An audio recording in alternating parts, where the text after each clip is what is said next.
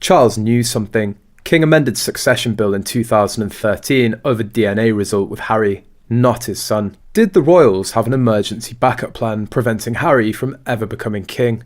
Amendment to succession bill in 2013 that could be activated if Harry isn't genetically related to Charles. It declared 1. After clause 1, insert the following new clause. Royal marriages, heirs of the body. 1. A marriage is a royal marriage for the purposes of establishing the claim of any person to succeed to the crown as heir to the body if that marriage is a marriage between a man and a woman.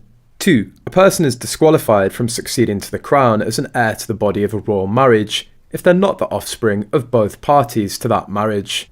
3. This section doesn't apply in any case where both Houses of Parliament pass a resolution to the effect that it shall not apply.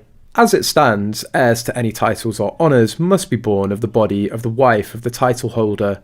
Children born otherwise have to be adopted by the wife, even if her eggs were used, and adopted children can't inherit titles. They cite a case where a regular couple had a baby via a gestational carrier, using the wife's eggs, and had a law change to allow a judge to declare the babies their natural children without having to adopt them.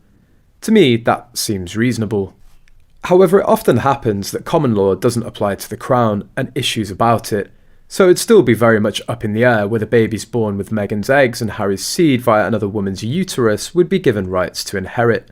I had been assuming that Meghan and Harry were being ridiculous about not saying they used a surrogate, because surely the law would have been changed for them, but maybe I was wrong about that. The fact that Parliament flat out refused to agree about what seems like a fairly straightforward hypothetical situation means it would have been a real gamble for the Sussexes to take. They'd have been betting on legal scholars and Parliament being on their side, and after reading this through, given the high-handed way they went about insisting on getting married almost immediately, I actually now think they would have lost their case. Also, surely they have DNA tested those kids given everything that happened and the advanced technology since the last time the monarch was male and the spouse was a woman. Not that that information would ever be publicly shared, and nor should it be, but I cannot believe in this day and age that a test hasn't been performed. I read somewhere that the Daily Mirror managed to get hold of some of Harry's DNA and had it tested.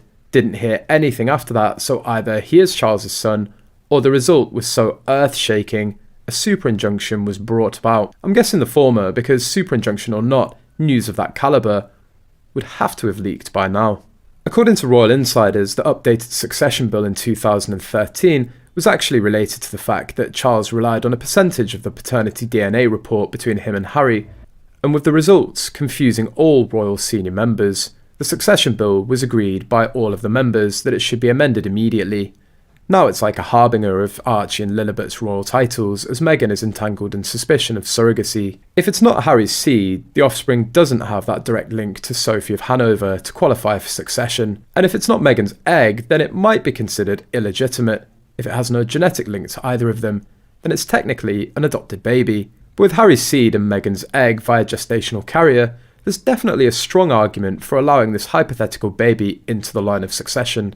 Then again, if they were so secretive about outsourcing the pregnancy, it's because they had something to hide.